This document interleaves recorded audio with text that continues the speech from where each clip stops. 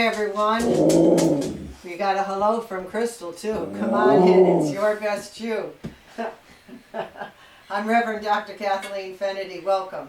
And I'm Joan Kazmarzik, her co-host. Come on in, join us for a while. Yeah, this is Crystal, you know Crystal. Yep. Crystal's looking for things always. Come, lay down. That's as far as you can go. So it's actually Christmas. Yeah, Christmas And Day. So Merry Christmas to all our viewers. I'm amazed that we're here in Christmas and we just came through this whole nation of a storm. I hope you're doing safe, well, and keeping warm. I don't know how many lost power, but a lot of people did lose power. So, you know, the warmth of the love and light in your family and make do with whatever you have as long as you're together and you're safe. That's really all that matters. This is true. So anyway, you know, we're in the next season. Yes. I think it's season 26. Yeah. And we did the first show for the last season. Yeah. Chakra 2. Do you remember? Yeah. Yeah. It So was that's sort of a gonna be coming up. continuation. It was a continuation from one Right. about generations and families. Yep. To, you know, to this whole kind of concept of a magical energy within us in Chakra 2. If you didn't see it, check it out. And now we're in Chakra 3, which is a yellow color, and it's Valentine's season. So I thought for kicks, I'd do some conversation around that. Looks That like we're sounds going to have Crystal. commentary, yeah. Crystal agrees. She says, Valentine sounds good to me. But yeah, so you know, the Chakra 3, our lustrous gem, our core, right? It's a beautiful part of our personhood. It's our selfhood, our empowerment. It's a place that's pretty raw. It's an area where we can experience shame. It's right around and above the second chakra, which is considered our, you know, procreative. So the chakras 1, 2, and 3, red, orange, and yellow. You think of those colors; they're pretty vibrant. Yeah, they are. They create energy. They're a force. You They're can not a even see calming it- color like a blue. Right. I mean, you can even see it on the table. Yeah, I set the the red, table yeah, that way. The red of the apples, the yellow of the bananas and the squash. Yeah, I brought all my veggies and fruits in because I thought these colors were looking really good. I didn't bring my greens in, as you noticed, just the others. But I did that on purpose when I set up the set. So a healthy Chakra 3 is one that removes fear of going into unknowns. And one of the biggest unknowns, of course, is love. Yeah. Step into love and watch how uncomfortable you all suddenly become. Yeah, that's true. It's You feel very vulnerable. very vulnerable. Your shames are exposed. Things come up. Your weaknesses as well as your goodnesses. You know. Yeah. But I thought I'd talk a little bit, like I said, about what's going on with Chakra 3 and all that I just said Mm-hmm. in relationship to Valentine's Day. So you want to hear a story? Go right ahead. I love to tell the stories. She has good stories. I always like to get into the stories of these holidays that we have, you know. So we know St. Valentine's Day. We understand it was one of the earliest days of the St. Valentine was a pagan holiday, though. Mm-hmm. So I'm always talking about, again, to the ancestral and the Yeah, ages. yeah. We go back. We keep going back. So we're not just where we are now, Right. but where gotta we trace came it from. back. Yeah. So always when we go back, we can find out a lot about the now, Mm-hmm. which then can inform the future. And it's a cycle that we go through as well as energetic cycles within our system. And the cycles of the universe is, for example, right now we're in this incredible planetary alignment. For those who are sensitive and aware of it, you know, we're going out and looking at how everything's lining up. Well, that does in fact come back towards our earth place. So here we go. Original holiday was called Luper Lupercalia. Lupercalia. And it was celebrated in the middle of February. And, you know, it's an interesting little holiday. What would happen during Lupercalia? Well, the men would strip down to naked. See, they were priests for Luper, and they would strip down to naked. They would sacrifice a goat or a dog, but they would go down to naked, and then they would run around with the skins of the goat and, you know, whip the women with it. And that was to create a sense of, you know, safety and protection in the community. Okay, So you can see kind of how you see the blood, Yeah. okay, and you see an object that's hitting somebody. Okay, that gets transformed slowly through Cupid's arrow, you know, in the Roman culture, right? I have different notes, but I'll just say, I don't want to just read from my notes. But do you remember, like when I was talking about in Romans culture, Cupid means to desire. Okay. Okay. Okay, so Cupid's arrow, yeah, okay. Cupid's arrow. Now we would go back, you know, before Cupid, Right. we have Lupercalia. Okay. And it was a very important ceremony. I mean, it was done in the middle of, it was done I think on February 15th. And the high priests would strip naked. Nobody really knows why they did what they did. Yeah. But when you start to think at how we look at Cupid being a baby Yeah. in a diaper. Yeah. Or with some sort of a cover. But yeah. I think Pretty they near brought naked. Yeah. I think they brought that down so maybe it wasn't as Well, there's a story to how it was brought down. okay. But I'll tell you that in a minute. So Lupercalia started with an act of sacrifice. The priests of the god Lupercus, called Luperci. And some historians say that there's no connection between that and Valentine's Day. But others really differ and say actually that's, you know, the precursor to Yeah. it. But and lupus, the Latin word for that was wolf. So in Lupercalia, the priests, as I said, of the god Lupercus, and they would disrobe, slaughter a goat in the Lupercal, which was the cave where the city founder, Romulus and Remus, were nursed by a wolf. Lupercalia. So the two of their leaders were nursed by a wolf, so they were Right. protected by the wolf, so they have a ceremony that replicates that kind of ritual of, you know, we're going to protect our community and the women will be fertile.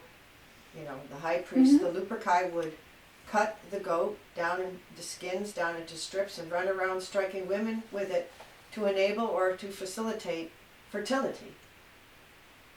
Okay. And if you were struck by one of the skins, you would give birth to many children. So Lupercalia was a precursor to the idea of Cupid. But when we think about Cupid and Cupid's arrow, and again I'm saying desire, remember away from the star.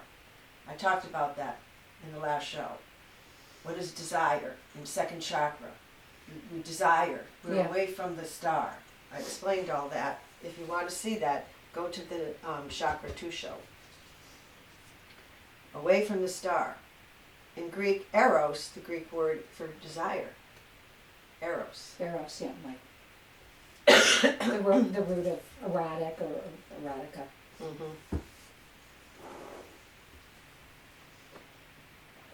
So, Cupid was the bow and arrow, and he'd shoot the power of love wherever it went. I have a little cough that's tickling me. I should just stop the tape. But I'm going to have you edit it out.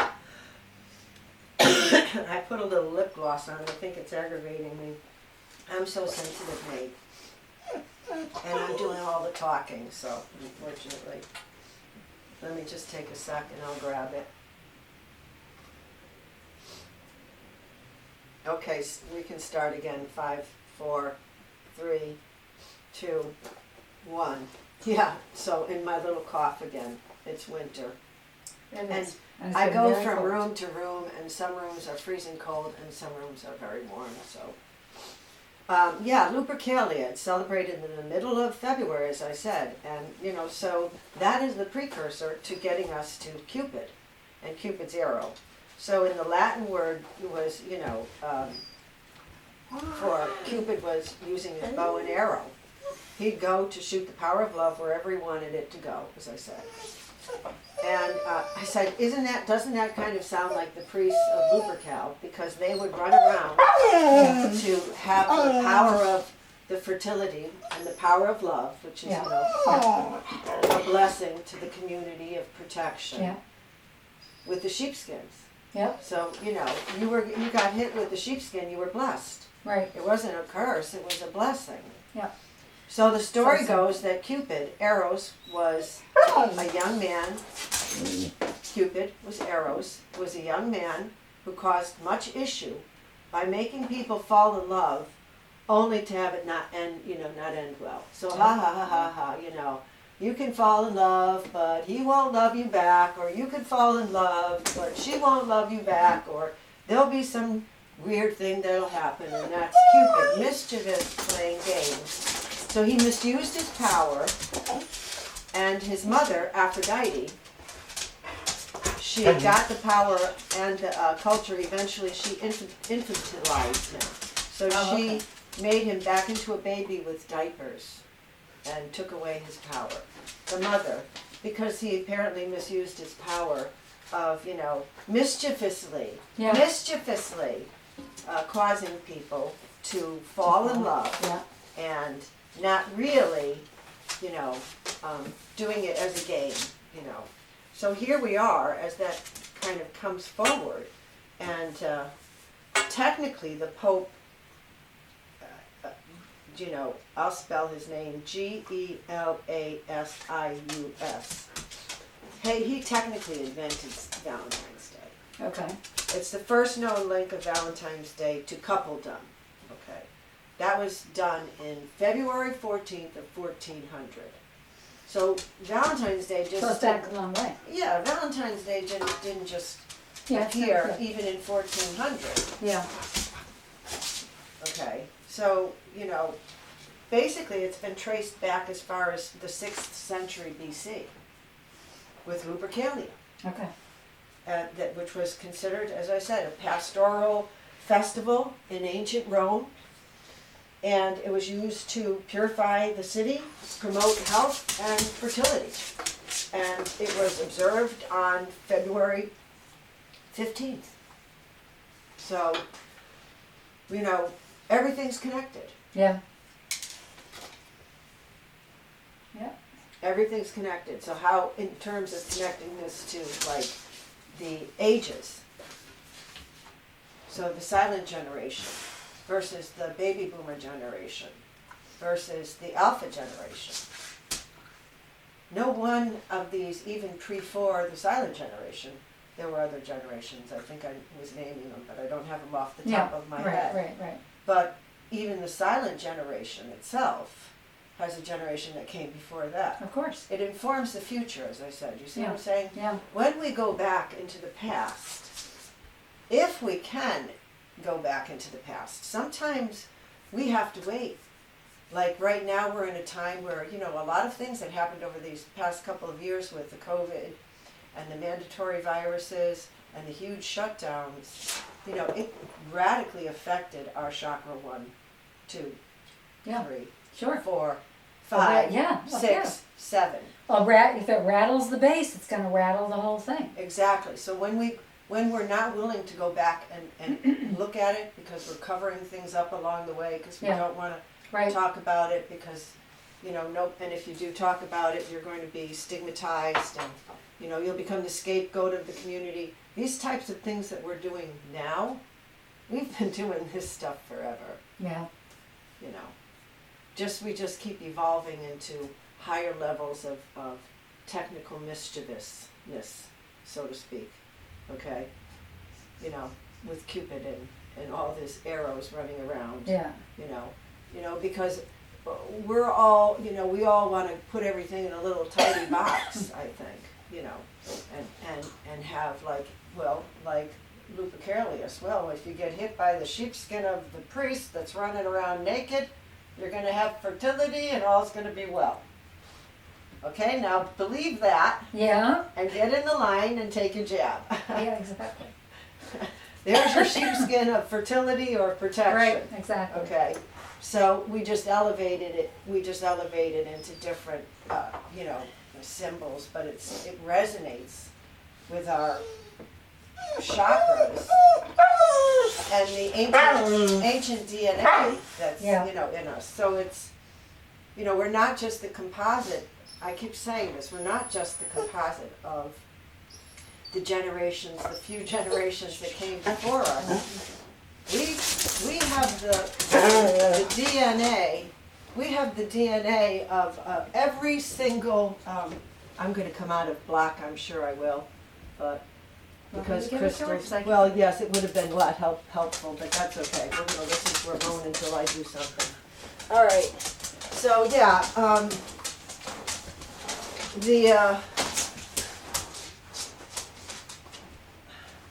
the generations keep informing the present generation. And so if we look at a generation and we think, oh, that was then. But it's not. It's just packaged a little bit differently. It's really not then and now. It's now. It's infinity. It's always, always, always going on. So is the game of love. It's infinity.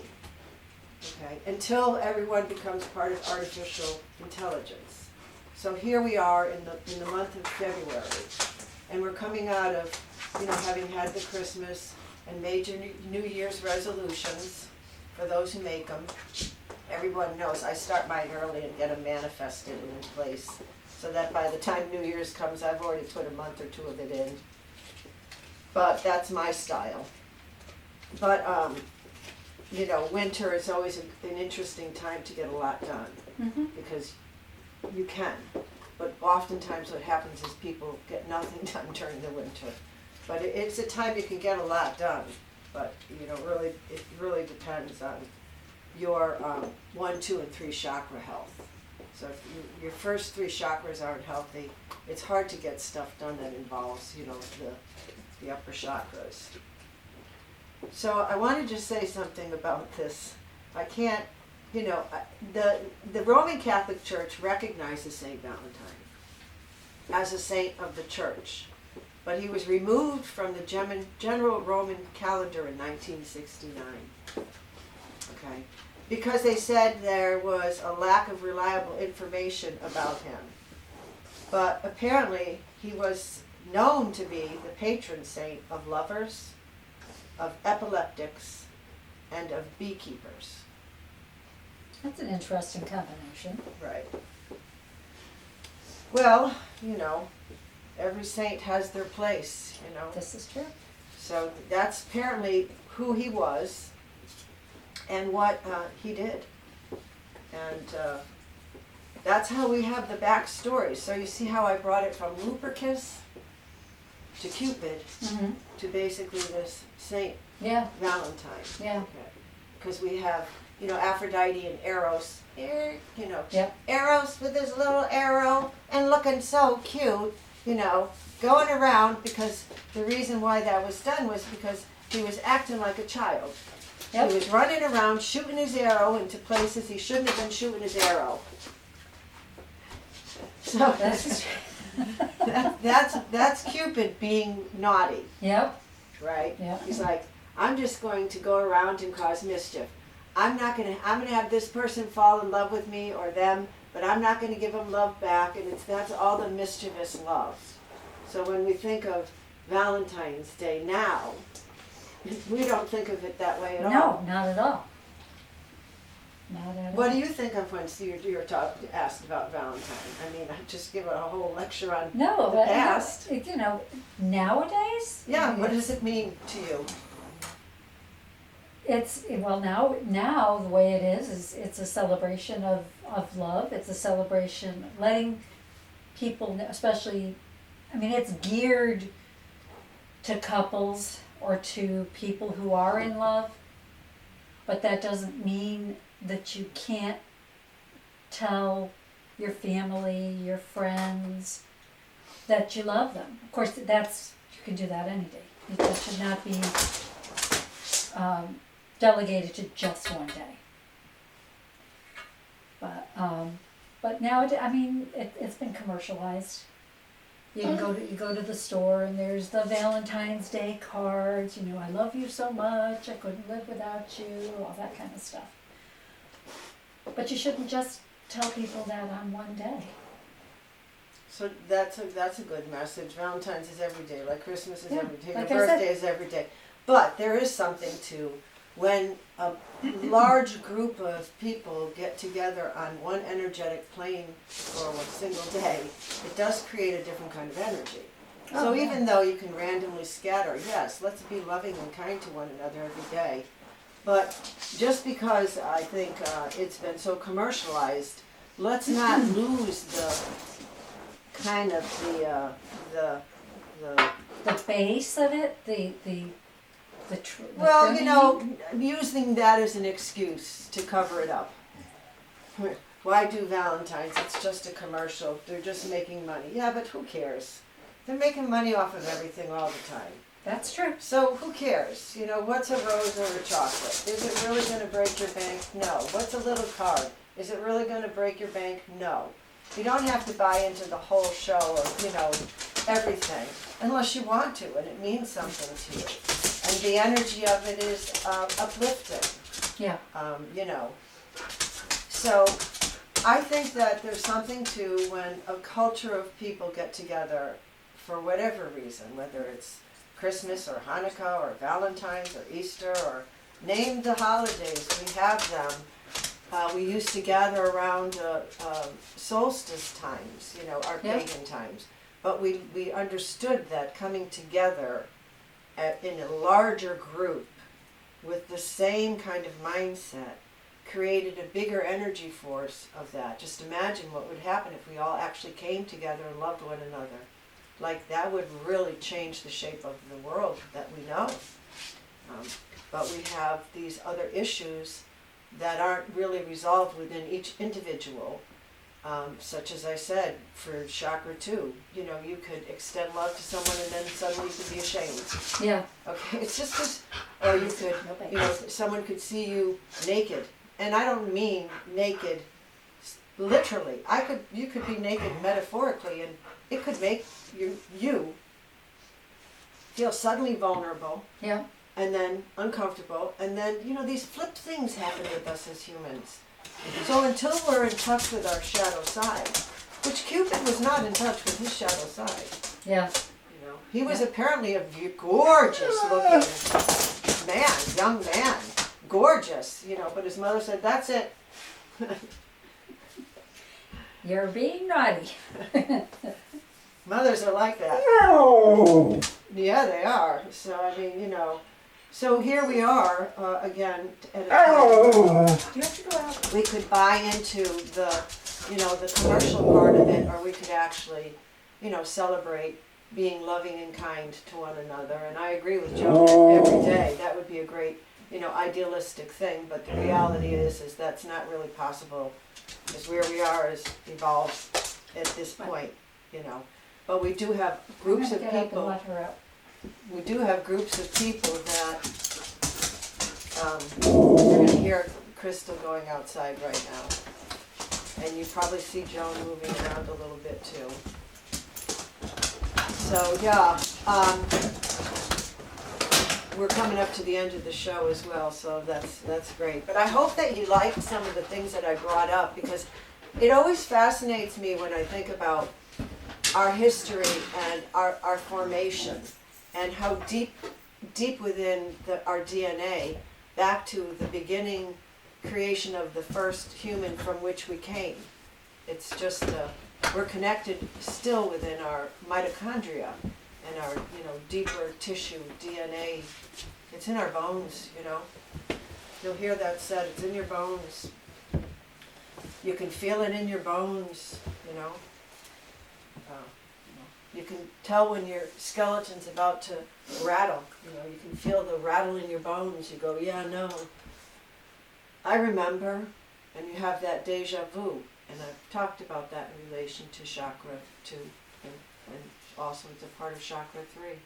That kind of soul center remembering of something, you know, and we've been there before. And we have a feeling about it. We feel it right in here in that, you know, Chakra 3. So that's about it.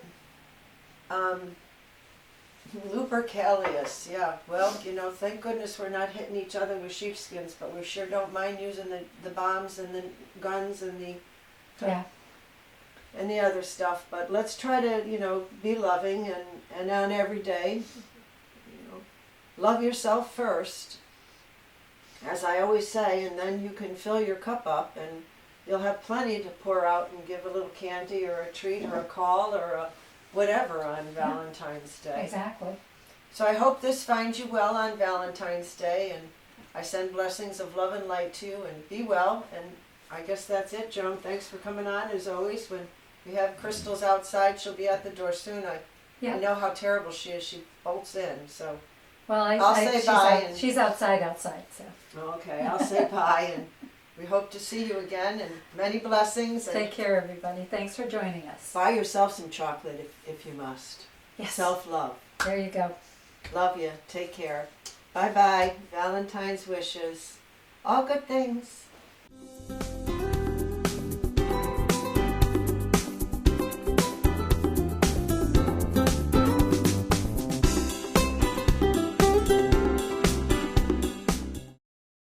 Sometimes life just happens. Don't worry. Farmington Motorsports will get you back on the road and at a fair price. From towing to tires, emissions to transmissions. Our ASC certified techs do it all. Farmington Motorsports is a family-run business. We're Napa Auto Center and AAA approved. We work on all makes and models from preventative maintenance to major repairs. And every repair is backed by our 2-year, 24,000-mile nationwide warranty. When life happens to you, don't worry. Farmington Motorsports.